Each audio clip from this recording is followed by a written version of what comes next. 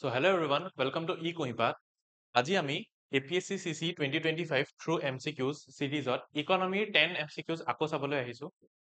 So ইয়াত আমি already দুদিন ক্লাছ কৰিলো য'ত আমি ফাৰ্ষ্ট ক্লাছত ইন্ট্ৰডাক্টৰী মেক্ৰ ইকনমিক্স, ছেকেণ্ড ক্লাছত বেংকিং এণ্ড মানিটাৰী পলিচিৰ বিষয়ে চালো।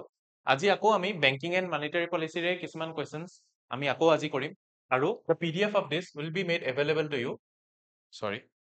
in my channel, in my Telegram channel, that is Study with Amlan, without any space, STUDYAMLAN plus STUDYWITHAMLAN.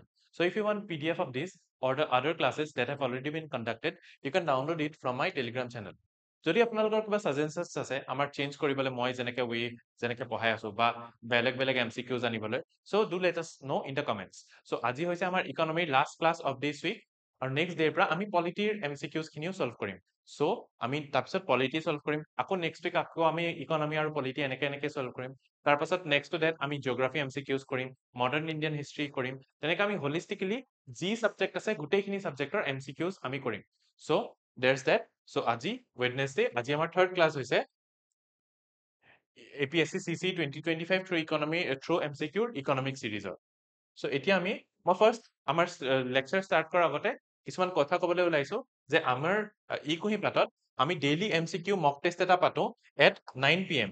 You can access it from our online mode, that is www.ekohipath.com, য'ত আমি consecutive winners-ক about prize দিওঁ worth ₹5,000। তাৰে পাছত মই ক'বলৈ বিচাৰিছো about our foundational course that is scheduled to start at 1st August, already start হৈ গৈছে। So if you want, you can join it. So ইয়াত আমাৰ esteemed faculty different subjects পঢ়ায়। You can learn more about this from our email from our website, that is www.ekohipath.com. তাৰ পাছত মই ক'বলৈ বিচাৰিছো about our crash course. You can learn from me and from other esteemed faculty, য'ত আমি full time experience হওক, PG কৰি থকা কিছুমান ষ্টুডেণ্ট হওক বা ৱৰ্কিং প্ৰফেচনেল হওক, সকলোৰে নিড কেটাৰ কৰোঁ। The entire cost of the course is 10,000 rupees, but এতিয়া আমি ডিছকাউণ্ট কৰি it is made available to you in just 7,999, আৰু এইটোত আমি ইনষ্টলমেণ্ট বেচিছতো পইচা একচেপ্ট কৰি আছো। So you can also subscribe to this. So without further ado, let's jump straight into the first lecture. আৰু আজি মই প্ৰথম কুৱেশ্যনটো ইকনমিৰ আনা নাই, এটা বেলেগ টাইপৰ কুৱেশ্যন আনিছো, that is in the news। আৰু এই কুৱেশ্যনটো ইম্পৰ্টেণ্ট হৈ যায়, বিশেষকৈ এই কুৱেশ্যনটোৱে বিশেষকৈ ইম্পৰ্টেণ্ট নহ'ব পাৰে, বাট এনেকুৱা টাইপৰ কুৱেশ্যন সুধি আছে, চ' সেইকাৰণে এনেকুৱা কুৱেশ্যন মই আনিছো। চ' ইয়াত কি হৈছে, ইয়াত কিছুমান ৰেস্কিউ মিছনছৰ কথা কৈছে আৰু তাৰ পাছত কৈছে they are associated with what. চ' এইটো এটা কাৰেণ্ট এফেয়াৰ্ছ ৰিলেটেড এটা টপিক এটা হয়, বাকী নটা কুৱেশ্যন বি ৰেষ্ট এচিয়ৰ্ড ইকনমিৰে হয়। জাষ্ট এটা কুৱেশ্যন মই অলপ ৰেণ্ডম এটা ৰাখিছো।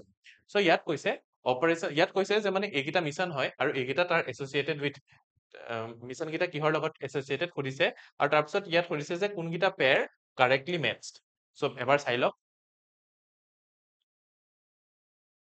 চ' য়েছ, পজ কৰি পেলাই চালে, লাইক এভৰি আদাৰ ডে মই যেনেকৈ কওঁ যে মই আঁতৰি যাম, you can pause the slide, you can solve the answer by yourself, তাৰপিছত মোৰ লগত চেক কৰিব।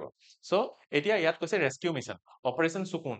আমি জানো যে operation সুকুন was for the evacuation of Indians during Israel versus Hezbollah attacks. So Israel আৰু হাজিবুল্লাৰ মাজত যেতিয়া ৱাৰ হৈছিলে, তেতিয়া ইণ্ডিয়ানছ বিলাকক ইজৰাইলৰ পৰা ইভেকুৱেট কৰিবলৈ অনা হৈছিলে অপাৰেশ্যন সুকুন। ইয়াত কৈছে আকৌ operation Sukoon is about evacuation of Indians after Iraqi forces invaded Kuwait, এইটোত নহয়। So' this is wrong. Next কৈছে অপাৰেশ্যন ৰাহাতৰ কথা। এতিয়া অপাৰেশ্যন ৰাহাত কিয় অনা হৈছিলে, যেতিয়া য়েমেনত যুদ্ধ হৈছিলে, তেতিয়া তাৰ পৰা ইণ্ডিয়ানছ বিলাকক ইভেকুৱেট কৰিবলৈ ষ্টাৰ্ট কৰা হৈছিলে অপাৰেশ্যন ৰাহাত, যিহেতু সেইটোৱে ইয়াত লিখা গৈছে। So' this is correct. Next operation Ganga. এতিয়া অপাৰেশ্যন গংগা কেতিয়া অনা হৈছিলে, যেতিয়া ৰাছিয়া ইউক্ৰেইনৰ যুদ্ধ হৈছিলে। ৰাছিয়া ইউক্ৰেইনৰ যেতিয়া ৱাৰ হৈছিলে, তেতিয়া বহুত মেডিকেল ষ্টুডেণ্টছ আৰু বহুত এনেকুৱা ষ্টুডেণ্টছ ইউক্ৰেইনত পঢ়ি আছিলে। চ' এই ষ্টুডেণ্টখিনিক যাতে তাৰ পৰা ইভাকুৱেট কৰিব পাৰি, সেইকাৰণে ষ্টাৰ্ট কৰা হৈছিলে অপাৰেশ্যন গংগা। চ' সেইটো হ'ল এবাউট অপাৰেশ্যন গংগা। ইয়াত কোৱা হৈছে evacuation of Indian students from war torn Afghanistan. So' আফগানিস্তানটো নহয়, ইউক্ৰেইন হ'ব লাগে। So' this is also' wrong. So অকল এটাই only one pair is correct, that is 2 আৰু B is the correct answer. So হল এইটো. So এতিয়া আমি নেক্সট কুৱেশ্যনত আহিছো য'ত আমাৰ 4টা ষ্টেটমেন্ট দিয়া হৈছে আৰু সেই ষ্টেটমেন্ট কেইটাৰ ভিতৰত কোনটো শুদ্ধ সেইটোৱে সোধা হৈছে. So মই এবাৰ চাইড দি দিছো যাতে আপোনালোকে কুৱেশ্যনটো ভালকে পঢ়ি যাব পাৰে. You can pause it and you can look at the options. ঠিক আছে, এতিয়া ইয়াত কৈছে consider the following statements.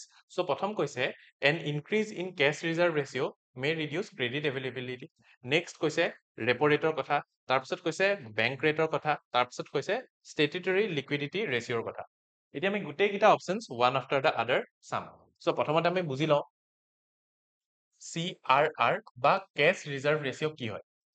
এতিয়া বেংক বিলাকৰ তাততো বহুত পইচা আছে, বেংক বিলাকৰ তাত ডিপজিট আছে, বেংক বিলাকত মানুহে পইচা ডিপজিট কৰে. এতিয়া বেংক বিলাকে নিজৰ যিমান ডিপজিট তাৰ পৰা কিছুমান এমাউণ্ট, তাৰ পৰা অলপমান এমাউণ্ট RBI ৰ ওচৰত মেন্ডেটৰিলি থব লাগে. সো বেংকে যোনটো এমাউণ্ট RBI ৰ ওচৰত মেন্ডেটৰিলি থব লাগে ডিভাইডেড বাই বেংকৰ টোটেল ডিপজিট, এইটোকে কোৱা হয় কেছ ৰিজাৰ্ভ ৰেচিঅ. মানে এনেকে বুজক যে বেংকৰ তাত ধৰি লওক আছে 1000 টকা. এতিয়া RBI কয় যে এই 1000 টকাৰ ভিতৰত 100 টকা এটা বেংকে মেন্ডেটৰিলি RBI ৰ ওচৰত থবই লাগিব. সো 100 যোনটো RBI ৰ ওচৰত মেন্ডেটৰিলি থবই লাগিব ডিভাইডেড বাই 1000 যোনটো বেংকৰ টোটেল ডিপজিট, সেইটোকে কয় কি? সেইটোকে কয় কেছ ৰিজাৰ্ভ ৰেচিঅ. এতিয়া বেংকৰ তাত ধৰি লওক 1000 টকা আছে. এই 1000 টকাৰ পৰা 100 টকা কি কৰিলে বেংকে RBI ৰ ওচৰত থলে. সো এতিয়া বেংকৰ হাতত পইচা কিমান থাকিলে? 900 টকা. সো এতিয়া বেংকে এই 900 টকাৰ পৰা লোন দিব পাৰে. বেংকে 1000 টকা যদিও বেংকৰ তাত আছে তেতিয়া 1000 টকাৰ পৰা লোন দিব নোৱাৰে, কাৰণ 100 টকাটো তেখেতে RBI ক দি দিয়ে. সো এই 900 টকাৰ পৰাহে লোন দিব পাৰে. সেকেন্ড সিনাৰিও, RBI ধৰি লওক RBI CRR বঢ়াই দিছে. RBI কৈছে যে বেংকক যে এতিয়াৰ পৰা 100 টকা নহয়, এতিয়াৰ পৰা তই মোৰ ওচৰত 200 টকা থব লাগিব. সো বেংকে RBI ৰ ওচৰত 200 টকা থয়. সো মানে বেংকে লোন দিবলৈ এতিয়া বেংকৰ হাতত কিমান টকা আছে? 800 টকা. সো বেংকৰ তাত এতিয়া কম পইচা আছে লোন দিবলৈ. মানে এতিয়া কি হ'ব? মানি সাপ্লাই কমি যাব. মানে যদি কেছ ৰিজাৰ্ভ ৰেচিঅ বাঢ়ি যায় তেতিয়া লিকুইডিটি কমি যায়. ঠিক আছে? সো এতিয়া আমি অপশনটো চাওঁ. ইয়াত কৈছে an increase in cash reserve ratio may reduce the credit availability in an economy. আৰু আমি চালো যে সেইটোৱে হৈছে শুদ্ধ, কাৰণ মানি সাপ্লাই কমি গৈছে, কাৰণ লিকুইডিটি কমি গৈছে. So this is correct. Next কৈছে an increase in repo rate may result in an increase in the cost of borrowing. এতিয়া আমি আকৌ ইয়াত প্ৰথমতে চাই লওঁ বস্তুটোনো কি. ৰেপো ৰেটৰ কথা কৈছে. কিনো ৰেপো ৰেট সেইটোৱে আমি চাই লওঁ. অলৰেডি লাষ্ট ক্লাছত কৈছে, বাট ষ্টিল ৰেপো ৰেট. এতিয়া বেংকে ধৰি লোৱা RBI ৰ পৰা লোন লৈছে. বেংকে RBI ৰ পৰা লোন লৈছে. সো RBI ৰ পৰা যেতিয়া বেংকে লোন লয় তেতিয়া এই লোনৰ কাৰণে এটা ইন্টাৰেষ্ট এটা পে কৰিব লাগে. এই ইন্টাৰেষ্টটো যোনটো বেংকে পে কৰে RBI ক লোন এটা লোৱাৰ কাৰণে সেইটোকে কয় ৰেপো ৰেট বুলি. সো এতিয়া আগতে ধৰি লোৱা ইন্টাৰেষ্ট ৰেটটো 5% আছিলে. আগতে ধৰি লোৱা ইন্টাৰেষ্ট ৰেট 5% আছিলে আৰু RBI ৰ পৰা বেংকে ধৰি লোৱা 100 টকা এটা লোন ললে. সো এক বছৰৰ পাছত বেংকে কিমান দিব লাগিব? 105 টকা. কিন্তু ধৰি লোৱা এটা পাৰ্টিকুলাৰ ইয়াৰ কি কৰিলে RBI ইন্টাৰেষ্ট ৰেপো ৰেট বঢ়াই পেলাই কৰি দিলে ইন্টাৰেষ্টটো 10%. সো এতিয়া বেংকে লোনটো লোৱাৰ পাছত 100 টকা লোন লোৱাৰ পাছত RBI কিমান ঘূৰাই দিব লাগিব? 110 টকা. সো যেতিয়া ৰেপো ৰেট বঢ়াই দিলে, ৰেপো ৰেট বঢ়াই দিয়াৰ ফলত বেংকে বেছি পইচা দিব লাগিব RBI ত ফিউচাৰত. 100 টকাই লৈছেতো 100 টকাই লোন, কিন্তু ইন্টাৰেষ্ট ৰেট বাঢ়ি গৈছে কাৰণে বেংকে বেছি পইচা RBI ক উভতাই দিব লাগিব. আৰু বেংকে যদি এনেকে বেছি পইচা উভতাই দিব লগাত পৰে সো বেংকে বেছি প্ৰফিট বনাব নোৱাৰিব. সো সেইকাৰণে কি কৰিব, যদি ৰেপো ৰেট বাঢ়ি যায় তেতিয়া বেংক বিলাকে কি কৰিব? বেংক বিলাকে RBI ৰ পৰা পইচা নলব. বেংকে যদি RBI ৰ পৰা পইচা নলয় বেংকৰ নিজৰ হাততো পইচা নাথাকিব. সো বেংকে বেছি লোনো দিব নোৱাৰিব. সো লোনো কমি যাব. বেংকে যদি মানুহক লোন কমকে দিয়ে তেতিয়াহলে লিকুইডিটিও কমি যাব. লিকুইডিটিও কমি যাব মানে মানি সাপ্লাইও কমি যাব. সো ৰেপো ৰেট বঢ়াৰ ফলত কি হ'ব? লোন কমি যাব, সো লিকুইডিটিও কমি যাব আৰু মানি সাপ্লাইও কমি যাব. সো এতিয়া আমি অপশন কেইটা চাওঁ. ইয়াত কৈছে an increase in repo rates may result in an increase in the cost of borrowing.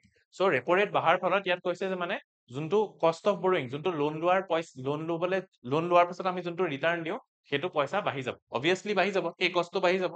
So this is correct. Next কৈছে lower bank rates can help to lower the cost of funds for borrowers. লোৱাৰ bank rate মানে বেংকে যোনটো ৰেটত commercial পেপাৰ্স ৰিডিসকাউন্ট কৰে সেটোকে কয় bank rate so bank rate মানে কি যোনটো ৰেটত কমাৰ্চিয়েল পেপাৰ বেংকস বিলাকে আৰবিআই যোনটো ৰেটত কমাৰ্চিয়েল পেপাৰ ৰিডিসকাউন্ট কৰে in simple words RBI reserve bank of ইণ্ডিয়াই যোনটো কষ্টত কমাৰ্চিয়েল পেপাৰ ৰিডিসকাউন্ট কৰে সেটোকে কয় বেংক ৰেট বুলি আৰু যেতিয়া বেংক ৰেট কমি যায় সেটোৱে কষ্ট অফ ফান্ডস অফ বৰোৱাৰ্সক কমাই দিয়ে obviously so this is also correct so এটো অলপ কমপ্লেক্স হ'ব পাৰে বুজাৰ কাৰণে সেটো মই বেলেগ এটা ক্লাছত বুজাই দিম because this will take a huge chunk of time next হৈছে an increase in SLR মানে statutory liquidity ratio will tend to reduce money supply in an economy এতিয়া আমি SLR নো কি বস্তু হেতু আমি চাও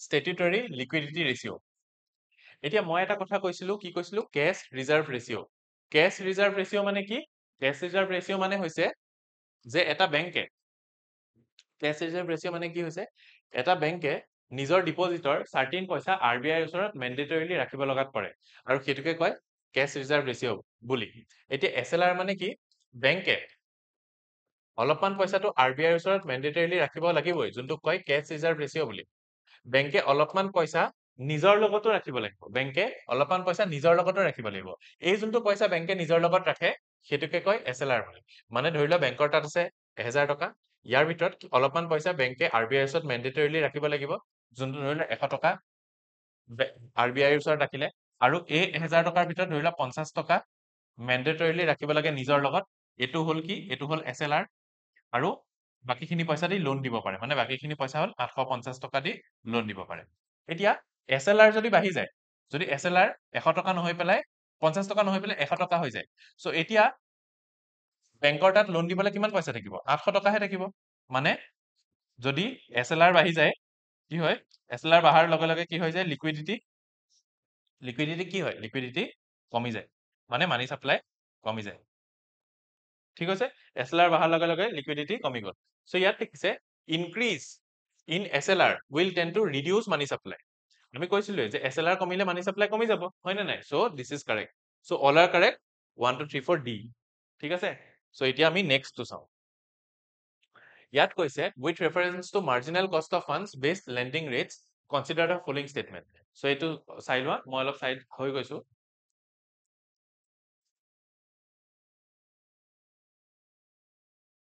সো ইয়েস ইয়াত MCLR কথা কোৱা হৈছে আৰু ইয়াত সুধিছে যে MCLR ক্ষেত্ৰত কোনটো শুদ্ধ সো MCLR এইবিলাক কি বস্তু হেতু আমি নেক্সট স্লাইডত প্ৰথমতে বুজি যাম এটা বস্তু আছে মনিটাৰী ট্ৰান্সমিশন মানে চোৱা আৰবিআইৰ পৰা বেংকে লোন লয় এতিয়া আৰবিআই যদি ৰেপো ৰেট বঢ়াই দিয়ে সো লোন বিলাকো কষ্টলি হৈ যাব সো আৰবিআই যদি ৰেপো ৰেট বঢ়াই দিয়ে সো তেতিয়া বেংক বিলাকে যোনবিলাক লোন দিয়ে সেইবিলাক লোনও বেছি কষ্টলি হৈ যাব সেইবিলাক লোনৰো ইন্টাৰেষ্ট ৰেট বাঢ়ি যাব আৰু আৰবিআই যদি ৰেপো ৰেট কমাই দিয়ে তেতিয়া বেংক বিলাকে যোনবিলাক লোন দিয়ে সেইবিলাকো কম ৰেট অফ ইন্টাৰেষ্টত দিব কিন্তু আৰু এইটো আৰবিআই এটা কাম কৰিছে সো বেংকে তাৰ ফলত কিবা এটা কাম কৰিছে আৰু লাষ্টত গৈ তাৰ পৰা এফেক্ট হৈছে পাবলিক হয় নে নাই মানে আৰবিআই ৰেপো ৰেট বঢ়াইছে তাৰ ফলত বেংকে যোনটো লোন দিয়ে পাবলিকক সেইটো ৰেটো বাঢ়ি গৈছে লাষ্টত গৈ এফেক্ট কোন হৈছে পাবলিকক সো এইটোৱে মানে আৰবিআই কিবা এটা মনিটাৰী পলিচি কিবা এটা চেঞ্জ কৰিছে আৰু তাৰ ফলত পাবলিক এটা এফেক্ট পাইছে এইটোকে কয় মনিটাৰী ট্ৰান্সমিশন বুলি ঠিক আছে এতিয়া আৰবিআই ধৰিলে ৰেপো ৰেট বঢ়াই দিছে মানে বেংকে যোনটো ৰেটত লোন দিয়ে সেই লোনৰ ইন্টাৰেষ্টৰ পাৰ্সেন্টেজ বাঢ়ি গৈছে সো পাবলিকে এতিয়া পাবলিকৰ কাৰণে কষ্টলি হৈ গৈছে আৰু যদি আৰবিআই ৰেপো ৰেট কমাই দিয়ে মানে লোন এতিয়া ইন্টাৰেষ্ট ৰেট কি হৈ যাব কমি যাব আৰু লোনটো চিপ হৈ যাব সো পাবলিকে বেছি লোন দিব কিন্তু আমি জেনাৰেলি দেখো আমাৰ কান্ট্ৰিত যে আৰবিআই যদি ৰেপো ৰেট বঢ়াই দিয়ে তেতিয়া লোন বিলাকটো বেছি কষ্টলি হৈ যায় কিন্তু যদি আৰবিআই ৰেপো ৰেট কমাই দিয়ে তেতিয়া বেংক বিলাকে আকৌ ইন্টাৰেষ্ট ৰেট ইমান বেছিকে নকমায় মানে আৰবিআই ধৰিলে ৰেপো ৰেট কমাই দিছে 1% কিন্তু বেংক বিলাকে ইন্টাৰেষ্ট ৰেট হাৰ্ডলি যদি কমাই 0.5% হে কমায় কিয় কমকে কমায় যাতে বেংক বিলাকে এতিয়াও লোন মানুহক কষ্টলিকে কষ্ট দিব পাৰে বেছিকে ইন্টাৰেষ্ট ৰেট দি পেলাই দিব পাৰে আৰু যাতে বেংকৰ প্ৰফিট বেছি হয় সো আৰবিআই কিন্তু এইটো বস্তু কেতিয়াও নিবিচাৰিব আৰবিআই বিচাৰিব যে আমি যদি এটা কাম এটা কৰিছো পাবলিকৰ ভালৰ কাৰণে কৰিছো যদি আমি ৰেপো ৰেট কমাইছো আমি বিচাৰো যে বেংকেও যাতে নিজৰ লোনৰ ইণ্টাৰেষ্ট ৰেট কমাই দিয়ক আৰু যাতে পাব্লিকে গৈ পেলাই ভালকে তাৰ বেনিফিট পাওক সো এই যোনটো গোটেইখিনি কথা এইটোকে কয় মানিটাৰী ট্ৰান্সমিশ্যন আৰু মানিটাৰী ট্ৰান্সমিশ্যন যাতে ভালকে হয় সো সেই কাৰণে time by time different policies আনিছে আৰবিআই সো মানিটাৰী ট্ৰান্সমিশ্যন কৰিবলৈ ডিফাৰেন্ট পলিচিজ আনিছে RBI from time to time প্ৰথম পলিচি আনিছিলে BPLR benchmark prime lending rate তাৰ পাছত আনিছিলে বেছ ৰেট তাৰ পাছত আনিছিলে MCLR তাৰ পাছত আনিছে এক্সটাৰ্নেল বেঞ্চমাৰ্ক ৰেটস সো এইবিলাক ডিফাৰেন্ট ৰেটস যোনবিলাক আৰবিআই আনিছে সো এইবিলাক ৰেট হয় নেকি এইবিলাক ৰেট হৈছে minimum interest rates at which a bank can offer loans to its prime customers. So, এই BPLR হওক বেছ ৰেট হওক MCLR হওক এক্সটাৰ্নেল বেঞ্চমাৰ্ক ৰেট হওক এইবিলাক কি হয় এইবিলাক হৈছে এটা মিনিমাম ইন্টাৰেষ্ট ৰেট য'ত এটা বেংকে নিজৰ যোনটো সবচে বঢ়িয়া কাস্টমাৰ তাক লোন দিব পাৰে সেই ইন্টাৰেষ্ট ৰেটটোকে কোৱা হয় ডিফাৰেন্ট নাম দি মাতা হয় সো প্ৰথমতে এই ৰেটটোৰ নাম BPLR আছিলে তাৰপিছত BPLR কিছুমান প্ৰবলেম হোৱাৰ কাৰণে বেছ ৰেট হৈ গ'ল বেছ ৰেটৰ কিছুমান প্ৰবলেম হোৱাৰ কাৰণে মাৰ্জিনেল কষ্ট লেণ্ডিং ৰেট হৈ গ'ল তাৰপিছত EBR হৈ গ'ল এইবিলাক সব এক্সটাৰ্নেল বেঞ্চমাৰ্ক ৰেট হৈ গ'ল এইবিলাক সব নামবিলাক চেঞ্জ হৈ থাকিলে এই গোটেই টপিকটো বহুত হিউজ হয় সো এতিয়া আমি এটা MCQৰ থ্ৰু দি যিমান পাৰো মাৰ্জিনেল কষ্ট অফ ফাণ্ডছ বুজিবলৈ চেষ্টা কৰিম সো ইয়াত কৈছে it is the maximum rate of interest above which bank cannot land কিন্তু মই কৈছিলোৱেই MCLR হওক EBR হওক গোটেইখিনি কি হয় minimum rate at which bank can offer loans so এইটোতো ৰং হয় so wrong it replace the earlier base rate মই কৈছিলোৱে বেছ ৰেটক ৰিপ্লেচ কৰিছে MCLR এ সো কাৰেক্ট তাৰপিছত হৈছে it is determined internally by banks এইখিনি এটা বস্তু এটা বুজি লোৱা যে EBRৰ 4টা টাইপ আছে 4টা টাইপত আমি নেযাওঁ বাছ মনত থোৱা যে এই যোনটা প্ৰথম তিনটা এইকেইটা বেংকে নিজে ডিটাৰমাইন কৰে সো ইণ্টাৰনেলি ডিটাৰমাইন্ড বাই বেংকছ এই প্ৰথম তিনটা আৰু ইণ্টাৰনেলি ডিটাৰমাইন্ড বাই বেংকছ মানে বেংকে নিজে ডিটাৰমাইন কৰে আৰু EBRটো বেংকে নিজে ডিটাৰমাইন নকৰে so it is internally determined by banks this is correct so 2 and 3 are correct so B is the correct answer ঠিক আছে এতিয়া এইখিনিতে যদি তোমালোকক যোনখিনি এক্সপ্লেনেশ্যন সেইখিনি যদি আৰু ডিপকে লাগে আৰু ইনডেপথ লাগে লেকচাৰটোতো অবভিয়াছলি লম্বা হৈ যাব বাট ষ্টিল যদি লাগে U can let us know in the comment section তেতিয়া মই আৰু ইনডেপথ এক্সপ্লেইন কৰিম যাতে একদম বেছত গৈ পেলাই মনিটাৰী ট্ৰান্সমিশ্যন কি সেইবিলাকো বুজাই দিছো সেই তেনেকা টাইপৰ হ'ব কিন্তু তেতিয়া লেকচাৰটো will be a bit longer so do let us know in the comment section যে কেনেকুৱা লাগে in deep analysis লাগে analysis to in deep কৰিছে বস্তুখিনি বেছৰ পৰা পঢ়াব লাগে নে যেনেকা পঢ়াইছো that will do just let me know কাৰণ মই এতিয়া এইটোৱে মানি চলিছো যে you have a basic knowledge of most of the things so এতিয়া আমি next এটা question এটা solve কৰিম which factors lead to ineffective or weak transmission of monetary policy in India আৰু তাৰ ফেক্টৰত এই 4টা অপচন দিয়া হৈছে so you can let us so you can look at the question মই অলপ সাইড হৈ গৈছো you can look at the question I'll just wait for around 10 seconds so yeah ইয়াত কৈছে যে কি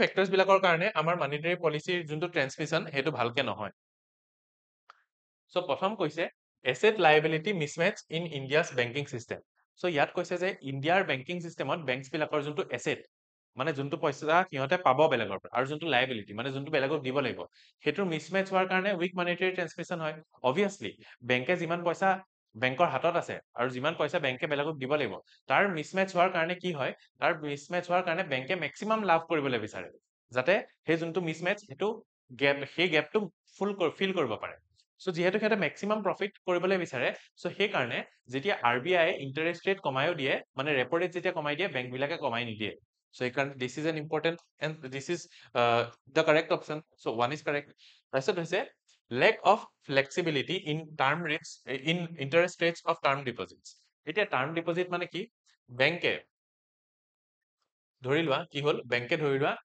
ক'লে যে মই যিমান মানুহৰ পইচা মোৰ তাত ডিপজিট কৰিবলৈ মন তহঁতে ডিপজিট কৰ চ' বহুতখিনি মানুহে আহি পেলাই বেংকৰ ওচৰত পইচা ডিপজিট কৰিলে ফৰ 10 years আৰু বেংকে তেতিয়া প্ৰমিছ কৰিলে যে এই পইচাত মই 10% ইণ্টাৰেষ্ট দিম কাৰণ সেই সময়ত ৰেপ ৰেট আৰু ৰিভাৰ্চ ৰেপ ৰেট ধৰি লোৱা এৰাউণ্ড 7-8% আছিলে জাষ্ট গিভিং এন এক্সাম্পল পিছত কি হ'ল পিছত জাষ্ট নেক্সট ইয়াৰ ধৰি লোৱা কি হ'ল এই যোনটো ইণ্টাৰেষ্ট ৰেট ৰেপ ৰেট সেইটো কমাই পেলাই 1% কৰি দিলে RBI যোনটো ৰেপ ৰেট আৰু ৰিভাৰ্চ ৰেপ ৰেট আছিলে সেইটো 7 to 8% আছিলে কিন্তু সেইটো কমাই পেলাই 1% কৰি দিলে এনেকুৱা ক্ষেত্ৰত কি হয় বেংকৰ কাৰণে এই 10% যে লোন 10% যে সিহঁতে টাৰ্ম ডিপজিটছত যে সিহঁতে ৰিটাৰ্ণ দিব বুলি প্ৰমিছ কৰিছিলে এইটোতো ফুলফিল কৰিবই লাগিব এইটো ফুলফিল কেনেকে সিহঁতে কৰিব পাৰিব যদি বেংকে যোনবিলাক লোন দিয়ে সেইবিলাক লোনতো যদি ইণ্টাৰেষ্ট যোনটো চাৰ্জ কৰে the interest should be higher so' interest should be higher মানে কিমান 12% 13% যদি ইণ্টাৰেষ্ট ৰেট ৰাখে তেতিয়াহে প্ৰফিট লৈও 10% ডিপজিটক দিব পাৰিব চ' যদিও ৰেপ ৰেট আৰু ৰিভাৰ্চ ৰেপ ৰেট কমাই দিছে জাষ্ট দ্য নেক্সট ইয়াৰ কিন্তু বেংকেতো টাৰ্ম ডিপজিট যোনবিলাক 10 বছৰৰ পাছত ৰিটাৰ্ণ দিব সেইবিলাকতো বেংকে আগতে 10% দিব বুলি প্ৰমিছ কৰিয়ে দিছে চ' সেইকাৰণে যদি RBI হঠাৎ ৰেপ ৰেট কমাই দিয়ে তেতিয়াও বেংকে কেতিয়াবা নিজৰ যোনটো ৰেটছ নিজৰ যোনটো লেণ্ডিং ৰেটছ সেইটো কমাব নোৱাৰিব পাৰে কাৰণ যদি বেংকে নিজৰ ৰেটছ বিলাক কমাই দিয়ে মানে যদি এইবিলাক লোন দিয়া ৰেটছ বিলাক যদি কমাই পেলাই 5% কৰি দিয়ে বা 6%ও যদি কৰি দিয়ে তেতিয়া বেংকেনো কেনেকে 18% ৰিটাৰ্ণ দিব পাৰিব অবভিয়াছলি নোৱাৰে so' this is another important answer this is another important aspect so this is correct high interest rates offered by small saving schemes so যোনবিলাক সৰু saving schemes সিহঁতে higher interest rate offer কৰে so যদি interest rate higher offer কৰে মানে কি যদি সিহঁতে interest rate higher offer কৰে তেতিয়া সিহঁতক টক্কৰ দিবলৈ বেংকেও higher rate offer কৰে আৰু বেংকে যদি higher rate offer কৰে so বেংকে সেই higher rateৰ ডিপজিটত higher rate কেনেকে দিব পাৰিব যদি সিহঁতে লোনতো higher rate দিয়ে so যদিও ৰেপ ৰেট কমাই দিয়ে তেতিয়া সিহঁতে interest rateটো ডিপজিট লোনছতটো হাই ৰাখিবই লাগিব তেতিয়াহে সিহঁতে ডিপজিটত হাই ৰিটাৰ্ণ দিব পাৰিব চ' এইটোও কাৰেক্ট নেক্সট হৈছে weak balance sheet of bank আমি জানো যে বেংকৰ বেলেঞ্চ শ্বীট উইক সেইকাৰণেও মনিটাৰী ট্ৰান্সমিশ্যন প্ৰপাৰ নহয় চ' এইটোও correct so' all of 1 2 3 4 are correct so' এইটো হৈ গ'ল চ' এতিয়া নেক্সট হৈছে কিছুমান টাৰ্ম দিয়া হৈছে আৰু তাৰ ডেছক্ৰিপশ্যন দিয়া হৈছে আৰু কোনকেইটা মেথছ কাৰেক্টলি সেইটোৱে সোধা হৈছে চ' মই এবাৰ চাইড হৈ গৈছো So yes, প্ৰথমত কৈছে চাৰ্টিফিকেট অফ ডিপজিটছ চ' এই চাৰ্টিফিকেট অফ ডিপজিটছ কি হয় এইবিলাক কিছুমান ইনষ্ট্ৰুমেণ্ট হয় ডেপ্ট ইনষ্ট্ৰুমেণ্ট লোন লোৱা ইনষ্ট্ৰুমেণ্ট যোনবিলাক বেংকে ইছ্যু কৰে আৰু পাব্লিকৰ পৰা বেংকে তাৰ সহায়ত লোন লয় ঠিক আছে চ' ইয়াত কৈছে this can be issued by commercial banks and financial institutions correct next commercial paper কি হয় এতিয়া ধৰি লোৱা এটা কোম্পানী আছে এতিয়া সেই কোম্পানীটোৱে বেলেগ এটা কোম্পানীৰ পৰা কিছুমান ৰ মেটেৰিয়েলছ দৰকাৰ হয় তেতিয়া যোনটো ফাৰ্ষ্ট কোম্পানী যোনটোক ৰ মেটেৰিয়েল দৰকাৰ হৈছে সেই কোম্পানীটোৰ তাত ধৰি লোৱা বৰ্তমান ইমান পইচা নাই চ' যোনটো দৰকাৰ হৈছে সেই কোম্পানীটোৱে এটা কমাৰ্চিয়েল পেপাৰ চাইন কৰিব আৰু সেই কমাৰ্চিয়েল পেপাৰত এইটো কোম্পানীক ক'ব যে প্লিজ এতিয়া মোক ৰ মেটেৰিয়েলখিনি দি দে আৰু ফিউচাৰ ডেটত মই তোক তোৰ পইচাখিনি দি দিম চ' সেইটো হৈছে কমাৰ্চিয়েল পেপাৰ চ' কমাৰ্চিয়েল পেপাৰত লিখা হৈছে unsecured and short term debt instruments issued by corporation so' সেইটোৱে হয় so' this is correct next হৈছে কেছ মেনেজমেণ্ট বিল চ' এতিয়া কেছ মেনেজমেণ্ট বিল হৈছে কিছুমান ডেট ইনষ্ট্ৰুমেণ্ট কি হৈছে এইবিলাক হৈছে ডেট ইনষ্ট্ৰুমেণ্ট এতিয়া ধৰি লোৱা চেণ্ট্ৰেল গভমেণ্টক ধৰি লোৱা কিছুমান কামৰ কাৰণে পইচা লগা হ'ল ফৰ এ শ্বৰ্ট টাৰ্ম চ' এই শ্বৰ্ট টাৰ্মৰ পইচাৰ দৰকাৰৰ কাৰণে কি কৰিব পইচা ৰেজ কৰিবলৈ ইউজ কৰিব চেণ্ট্ৰেল গভমেণ্টে cash management bills so' this are introduced to meet the temporary mismatch in cash flows of the government so এইটো correct so all of them are correct so all three pairs are correct এতিয়া cash management bill ক্ষেত্ৰত এটা কথা এটা কৈ দিছো যে এইবিলাক short term instruments হয় short term instruments আৰু এইবিলাক ইস্যু কৰিব পাৰে খালি চেন্ট্ৰেল গভমেণ্টেহে so যোনটো আমাৰ cash management bill বস্তুটো সেইটো ষ্টেট গভমেণ্টে ইস্যু কৰিব নোৱাৰে ঠিক আছে সেইটো আমাৰ ষ্টেট গভমেণ্টে ইস্যু কৰিব নোৱাৰে এইটো হৈ গ'ল about this question এতিয়া আমি নেক্সট কুৱেশ্যনত আহিছো নেক্সট কুৱেশ্যনত লিখা হৈছে about UPI 123 pay facility এবাৰ মই সাইডত হৈ গৈছো যাতে you can read the question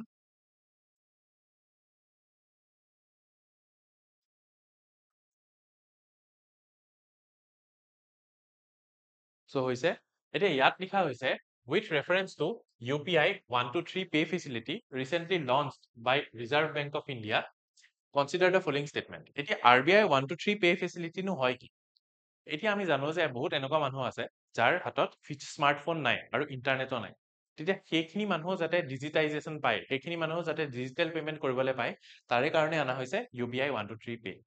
ইয়াৰ ফলত কি হ'ব, আপোনাৰ তাত যদি এটা ফিচাৰ ফোনো থাকে without internet, you can call a particular number and you can initiate your UPI payment through that.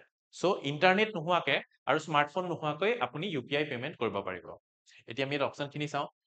This method can initiate and execute transaction without the need of internet connection. Yes, correct.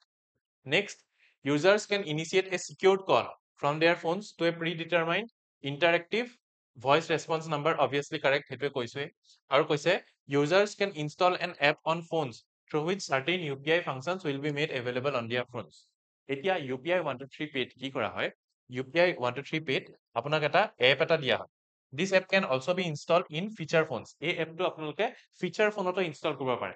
আৰু এই এপটোৰ through the different features of making payment গোটেইখিনি আপুনি available কৰিব পাৰে except scan and pay.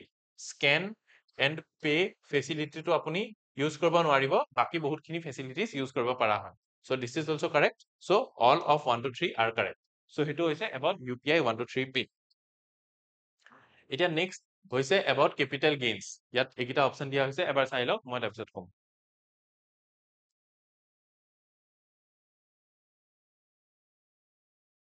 ঠিক আছে, capital গেইনছ বৰ্তমান বহুত নিউজত আছে, কাৰণ এবাৰ কেপিটেল গেইনছ বহালে, ইণ্ডেক্সিং হ'ল, সেইবিলাক বেলেগ এছপেক্ট আমি ফাইনেন্সিয়েল মাৰ্কেটৰ যেতিয়া MCQ কৰিম তেতিয়া চাওঁ।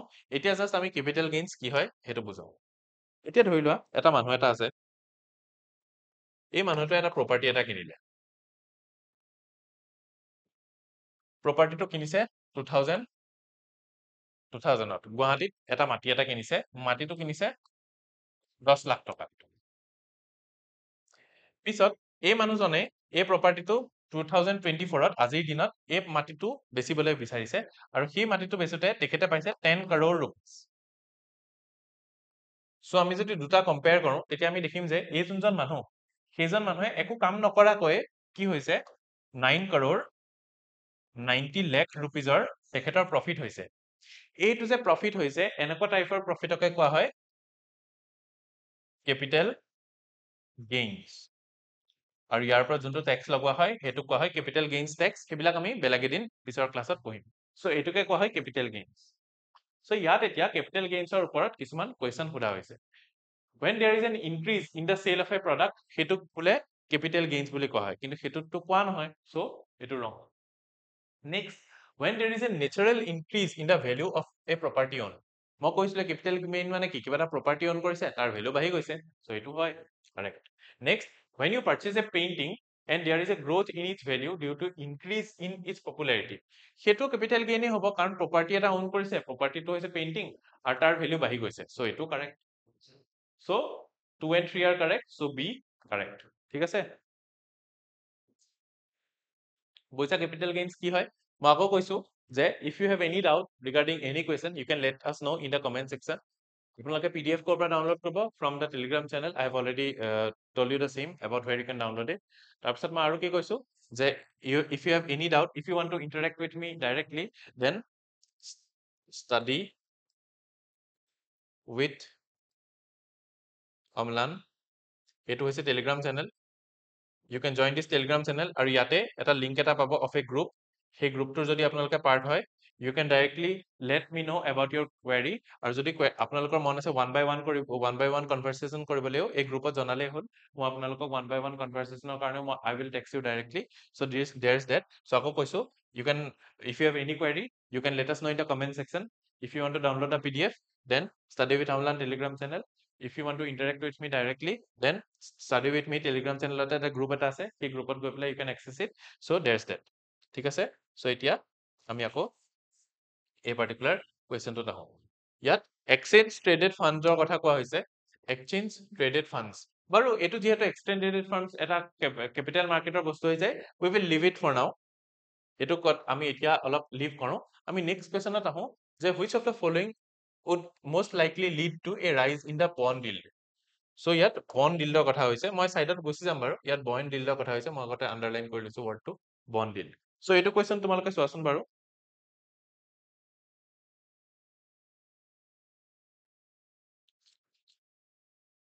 ঠিক আছে চালা সো এতিয়া আমি আহো বন্ড ডিল্ডলৈ নেক্সট স্লাইডত আমি চাওঁ বন্ড ডিল্ড ধুনীয়াকৈ চাই লোৱা বন্ড ডিল্ড সো বন্ডটো কি সেইটো সবে জানে বুলি মই আশা কৰিছো বন্ড ডিল্ডে পঢ়াবলৈ গৈছো যদি বন্ড ডিল্ড নাজানা তেতিয়াতো বহুত দিগদাৰী বস্তু হৈ যাব so bond are like debt instruments বাস ইমানখিনি জানা যে bond is like a debt instrument বন্ডৰ থ্ৰু দি লোন লোৱা হয় বাস এতিয়া বন্ড ডিল্ড তোমালোকৰ ইন ডিটেইলছ জানা বুলি মই ভাবি লৈছো দেই বন্ডছ কি সো এতিয়া আমি ডাইৰেক্ট বন্ড ডিল্ডৰ কথা চাওঁ আৰু এই বন্ড ডিল্ড টপিকটোৰ পৰা বৰ্তমান ইউপিএসসিত বহুত কোৱেশ্চনছ আহি আছে সো এপিএসসিও এইখিনি কোৱেশ্চনছ সুধিব পাৰে so very important topic bond ডিল্ড so bond ডিল্ড মানে কি এটা মানুহে যদি এটা বন্ড এটা মানুহে বেলেগ এটা মানুহক বেচে তেতিয়া এটা মানুহৰটো প্ৰফিট হয় সো সেই প্ৰফিটটোকে in simple language bond yield বুলি কোৱা হয় সো বন্ড ডিল্ড কি হৈছে বন্ড ডিল্ড হৈছে ইন্টাৰেষ্ট আৰ্নড বাই বন্ড প্ৰাইচ মানে যোনটো প্ৰাইচত বন্ড বেচা হয় সো ইন্টাৰেষ্ট আৰ্নড মানে ধৰি লোৱা এটা বন্ড এটা বেচি পেলাই এটা বন্ড বেচি পেলাই এটা ইন্টাৰেষ্ট ৰেটতে বন্ড বেচা হয় সো যোনটো ইন্টাৰেষ্ট আৰ্ন কৰিছে যোনটো পইচা পাইছে ডিভাইডেড বাই বন্ড প্ৰাইচ সেইটোৱে হৈছে বন্ড ডিল্ড সো ইয়াৰ পৰা আমি এইটো চালো যে বন্ড ইল্ড বিৱাই বুলি আমি নোট কৰিম is directly proportional to 1 by bond price এইটো আমি গম পালো আগৰ ইকুৱেশ্যনৰ পৰা এতিয়া এটা বস্তু আছে এক্সপেক্টেড ইন্টাৰেষ্ট ৰেটস এতিয়া এক্সপেক্টেড ইন্টাৰেষ্ট ৰেট মানে ফিউচাৰত কি ইন্টাৰেষ্ট ৰেট হ'ব ফিউচাৰত কি ইন্টাৰেষ্ট ৰেট হ'ব এতিয়া ধৰি লোৱা এটা বন্ড এটা আছে সেই বন্ডটোৰ এক্সপেক্টেশন এইটো যে সেই বন্ডটোৰ ফিউচাৰত গৈ পেলাই ইন্টাৰেষ্ট ৰেট বেছি হ'ব মানে এটা বন্ড এটা আছে সেইটো ফিউচাৰত তাৰ ইন্টাৰেষ্ট ৰেট মানে ফিউচাৰত কি বেছি ৰিটাৰ্ণ দিব যদি কি ফিউচাৰত বেছি ৰিটাৰ্ণ দিয়ে তেতিয়া আজিৰ দিনত সেই বন্ডটো মানুহে কমকৈ কিনিব নে বেছিকৈ কিনিব অবভিয়াছলি আজিৰ দিনত সেই বন্ডটো মানুহে কমকৈ কিনিব কাৰণ ফিউচাৰতহে বেছি ৰিটাৰ্ণ দিব সো ফিউচাৰত কিনিব সো এক্সপেক্টেড ইন্টাৰেষ্ট ৰেট যদি বাঢ়ি যায় তেতিয়া কি হয় তেতিয়া মানুহবিলাকে সেই বন্ডটো আজিৰ দিনত কমকৈ কিনিব সো সেই বন্ডৰ কি হৈ যাব ডিমান্ড কম হৈ যাব মানে ডিমান্ড কম হলে দামও কম হৈ যায় মানে বন্ড প্ৰাইচ কম হৈ যাব মানে এক্সপেক্টেড ইন্টাৰেষ্ট ৰেট ইআইআৰ বুলি লিখিছো যদি বাঢ়ি যায় তেতিয়া কি হ'ব তেতিয়া বন্ড প্ৰাইচ কম হৈ যাব আৰু বন্ড প্ৰাইচ আৰু বন্ড ডিল্ড ইনভাৰ্সলি ৰিলেটেড মানে বন্ড ডিল্ড বাঢ়ি যাব ঠিক আছে এইখিনিলৈকে ঠিকে আছে আকৌ কৈছো বন্ড ডিল্ড যদি বাঢ়ি যায় মানে বন্ড প্ৰাইচ কি হৈ যাব ইনভাৰ্সলি প্ৰপৰ্চনেল সো কমি যাব আৰু এক্সপেক্টেড ইন্টাৰেষ্ট ৰেট বাঢ়ি যাব কাৰণ বাঢ়ি গৈছে ইয়াতো বাঢ়ি গৈছে সো সেইটো হৈ যাব বাঢ়ি যাব মানে bond yield is directly proportional to expected interest rate and inversely proportional to 1 by inversely proportional to bond price ঠিক আছে এইখিনি আমি বুজি পালো এতিয়া এইখিনি ৰাপ কৰি পেলাই মই গোটেইখিনি কথা আকৌ কৈ দিম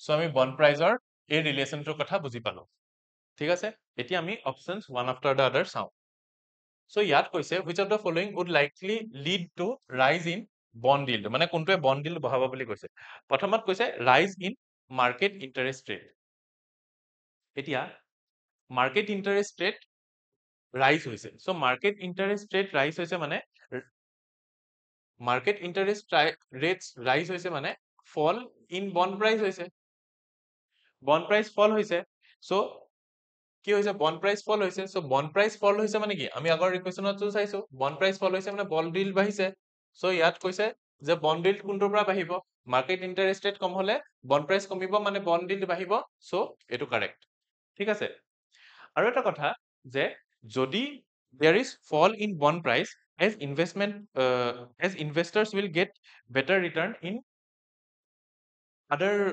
other avenues সো এতিয়া আমি এইখিনি চোৱাৰ পাছত আমি আকৌ আমাৰ ফাৰ্স্ট স্লাইডলৈ যাম সো ইয়াত কৈছে যে কোনটোৱে বন্ড ডিল্ড বঢ়াব প্ৰথমত কৈছে ৰাইজ ইন মাৰ্কেট ইন্টাৰেষ্ট ৰেট বাঢ়ি গৈছে মানে মাৰ্কেট ইণ্টাৰেষ্ট ৰেট বাঢ়ি গৈছে মানে বেলেগ বেলেগ যিবিলাক এৰিয়াজ আছে ডিপজিট কৰিবলৈ, যেনেকৈ ফিক্সড ডিপজিটে হওক বেলেগে হওক, সেইবিলাক চবত কি ইণ্টাৰেষ্ট ৰেট বাঢ়ি গৈছে। যদি সেইবিলাকতে ইণ্টাৰেষ্ট ৰেট বাঢ়ি যায় আৰু বণ্ডটোতো ৰিস্কি হয়, চ' মানুহে সেইবিলাকতে থব। চ' কি হ'ব, চ' সেইকাৰণে বণ্ড বিলাক মানুহে কমকে কিনিব। যদি বণ্ড কমকে কিনে মানে বণ্ডৰ ডিমাণ্ড কমি যাব। যদি মাৰ্কেটত ইণ্টাৰেষ্ট ৰেট বাঢ়ি যায় মানে ইনভেষ্টাৰ্ছ বিলাকে বেলেগ ঠাইত ইনভেষ্ট কৰিবলৈ যাব, কাৰণ চবৰেতো ইণ্টাৰেষ্ট হাই। যদি ইনভেষ্টাৰ্ছ বিলাকে বেলেগ ঠাইত ইনভেষ্ট কৰে মানে বণ্ড প্ৰাইচ কি হৈ যাব, বণ্ড প্ৰাইচ কমি যাব। আৰু আমি আগতে চাইছিলো বণ্ড প্ৰাইচ কমিলে কি হয়, বণ্ড ডিল বাঢ়ি যায়, চ' বণ্ড ডিল বাঢ়ি যাব। চ' এইটো correct. Increase in fiscal deficit. এতিয়া ইনক্ৰিজ ইন ফিস্কেল ডেফিচিট মানে কি, গভৰ্ণমেণ্টৰ বৰয়িংছ বাঢ়ি গৈছে। গভৰ্ণমেণ্টৰ বৰয়িংছ বাঢ়ি গৈছে। এতিয়া গভৰ্ণমেণ্টৰ বৰয়িংছ বাঢ়ি গৈছে মানে কি, গভৰ্ণমেণ্টেতো সেইবিলাক লোন পিছত গভৰ্ণমেণ্টে বেলেগ বেলেগ ঠাইৰ পৰা বৰো কৰিছে আৰু গভৰ্ণমেণ্ট বৰিং বাঢ়ি গৈছে, সেইটো হৈছে ফিস্কেল ডেফিচিট। এতিয়া যদি গভৰ্ণমেণ্টৰ বৰিং বাঢ়ি গৈছে তেতিয়া কি হ'ব, তেতিয়া সেইবিলাক পইচা বেংকে ৰিপে কৰিবলৈ গভৰ্ণমেণ্টে বেংকৰ পৰা লোন ল'ব। এতিয়া গভৰ্ণমেণ্টে যদি বেংকৰ পৰা লোন লয় তেতিয়া বেংকৰ তাত বেলেগ বেলেগ মানুহক লোন দিবলৈ কি হ'ব, বেলেগ বেলেগ মানুহক লোন দিবলৈ কম পইচা থাকিব, মানে ইণ্টাৰেষ্ট ৰেট বাঢ়ি যাব। যদি ইণ্টাৰেষ্ট ৰেট বাঢ়ি যায়, আমি জানোৱে যে ইণ্টাৰেষ্ট ৰেট বাঢ়ি গ'লে কি হয়, আমি চাইছিলো ইণ্টাৰেষ্ট ৰেট যদি বাঢ়ি যায় বণ্ড প্ৰাইচ কমি যাব, বণ্ড ডিল বাঢ়ি যাব। মানে ইণ্টাৰেষ্ট বাঢ়ি গ'লে বণ্ড প্ৰাইচ কমি যাব আৰু বণ্ড ডিল বাঢ়ি যাব, আৰু সেইকাৰণে এইটোও কাৰেক্ট। তাৰপিছত ৰাইজ ইন ইনফ্লেশ্যন, মানে বস্তুবিলাকৰ দাম বাঢ়ি গৈছে। বস্তুবিলাকৰ যদি দাম বাঢ়ি গৈছে মানে কি, বস্তুবিলাকৰ দাম বাঢ়ি গৈছে মানে RBI এতিয়া বস্তুবিলাকৰ দাম কমাবলৈ চাব। বস্তুবিলাকৰ দাম RBI কমাবলৈ চাব মানে RBI কন্ট্ৰেকচনাৰী ফিস্কেল পলিচি ইউজ কৰিব। কন্ট্ৰেকচনাৰী ফিস্কেল পলিচি RBI কি কৰে, RBI ইণ্টাৰেষ্ট ৰেটছ বিলাক বঢ়াই দিয়ে। ইণ্টাৰেষ্ট ৰেটছ বঢ়াই দিয়া মানে কি, ইনভেষ্টাৰ্ছ বিলাকে বেলেগ বেলেগ ঠাইত ইনভেষ্ট কৰিবলৈ বিচাৰিব rather than going for bonds, as bonds are risky. Interest rates বঢ়াই দিছে মানে ফিক্সড ডিপজিটৰো ইণ্টাৰেষ্ট ৰেট বাঢ়ি যাব, চ' সেইবিলাক ঠাইতে মানুহে ইনভেষ্ট কৰিব। মানে বণ্ড মানুহে কমকে কিনিব, বণ্ড কমকে কিনিব মানে বণ্ডৰ ডিমাণ্ড কমি যাব, বণ্ডৰ ডিমাণ্ড কমি যাব মানে বণ্ড প্ৰাইচ কমি যাব, বণ্ড প্ৰাইচ কমি যাব মানে বণ্ড ডিল বাঢ়ি যাব। চ' এইটোও কাৰেক্ট। নেক্সট হৈছে ইনক্ৰিজ ইন ফৰেইন ইনভেষ্টমেণ্ট। এতিয়া যদি ফৰেইন ইনভেষ্টমেণ্ট বাঢ়ি যায়, এবাৰ মুছি লৈছো এইখিনি, যদি ফৰেইন ইনভেষ্টমেণ্ট বাঢ়ি যায় মানে ফৰেইনৰ পৰা ইণ্ডিয়াত বহুত পইচা আহিছে, এতিয়া সেইবিলাক পইচা যে ফৰেইনৰ পৰা ইণ্ডিয়ালৈ আহে, সেইবিলাক যে ডলাৰ্ছ আহে, এইবিলাক ডলাৰ্ছ দি কি কৰা হয়, এইবিলাক ডলাৰ্ছ জেনেৰেলি দি পেলাই বণ্ড কিনা হয়। চ' ডলাৰ্ছ যদি বেছিকে আহে মানে বণ্ড বেছিকে কিনা হ'ব, বণ্ড বেছিকে কমা হ'ব মানে বণ্ডৰ ডিমাণ্ড বাঢ়ি যাব। বণ্ডৰ ডিমাণ্ড বাঢ়ি যাব মানে বস্তু এটাৰ ডিমাণ্ড বাঢ়িব মানে বস্তু এটাৰ দাম বাঢ়ি যাব। বস্তু এটাৰ দাম বাঢ়ি যাব মানে বণ্ডৰ দাম বাঢ়ি যাব, বণ্ডৰ দাম বাঢ়ি যাব মানে বণ্ড প্ৰাইচ বাঢ়ি যাব, আৰু বণ্ড প্ৰাইচ বাঢ়ি যাব মানে bond yield কমি যাব। So this is wrong. So correct 1 2 3. So 1 2 and 3, yes, D. So এইটোৱে হৈছে correct answer. So এটা আমি solve কৰিলো। এতিয়া আমি prompt corrective actionৰ বিষয়ে এটা question এটা আছে, সেইটো আমি চাওঁ। এবাৰ মই side দি দিছো যাতে it becomes easier for you. এইটোৱে হৈছে আজিৰ last question. ঠিক আছে, এতিয়া prompt corrective action কি, PCA কি হয়? PCA এটা framework হয় যাৰ থ্ৰুদি বেংকছ বিলাকৰ যদি কিবা প্ৰব্লেমছ হৈছে সেই প্ৰব্লেমছ বিলাকৰ পৰা সিহঁতক ওলোৱাবলে আৰু সিহঁতক যাতে ভাল ভাল ষ্টেপ লৈ পেলাই সিহঁত যাতে ক্ৰাইচিছত নাযায় সেই কাৰণেই আনা হৈছে প্ৰম্পট কাৰেক্টিভ একশ্যন। আকৌ কৈছো প্ৰম্পট কাৰেক্টিভ একশ্যন কি হয়, এটা ফ্ৰেমৱৰ্ক হয় যাৰ থ্ৰুদি বেংকৰ যদি কিবা ক্ৰাইচিছ হ'বলৈ গৈ আছে সেই ক্ৰাইচিছৰ পৰা সিহঁতক প্ৰটেক্ট কৰিব পৰা যায়। চ' সেইটোৱে হৈছে প্ৰম্পট কাৰেক্টিভ একশ্যন। চ' আগতে খালি বেংক বিলাকক কভাৰ কৰা হৈছিলে আণ্ডাৰ প্ৰম্পট কাৰেক্টিভ একশ্যন, এতিয়া বেংকৰ লগত NBFC are also subjected to prompt corrective action. ঠিক আছে, চ' এতিয়া আমি অপশ্যনছ বিলাক চাওঁ।